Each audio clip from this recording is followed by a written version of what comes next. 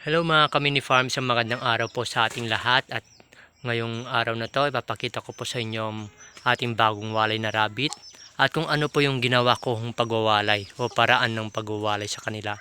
So kung makikita nyo po, ito po yung dati nilang kulungan na kung saan dito po sila naipanganak. So papakita ko po sa inyo. Yan. So 5 po sila. Yan.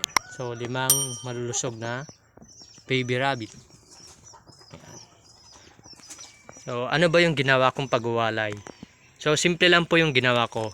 Kung makikita nyo po, wala na dito yung nanay nila. So, yun po yung ginawa ko. Yung nanay po yung nilipat ko nang sa ganun, bawas stress po sa ating mga baby rabbit. So, hindi na po sila maninibago sa kulungan. Alam nila kung nasaan yung kainan nila at kung saan po yung tubig nila. So, nandyan po. Alam na po nila yan. Ang tanging pagkakaibahan lang sa ngayon ay wala na po ang kanilang nanay na kasama dito sa loob ng kulungan.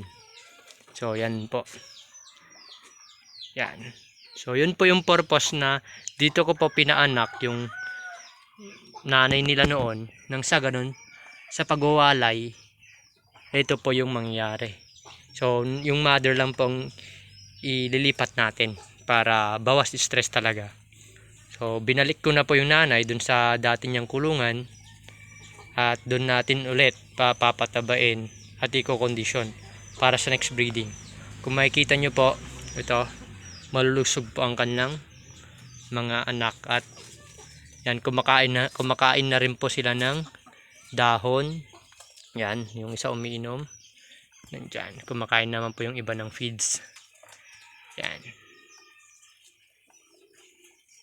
So, ganun lang po kasimple yung ginagawa ko na pagwawalay. Nilipat lang po yung nanay. Yan.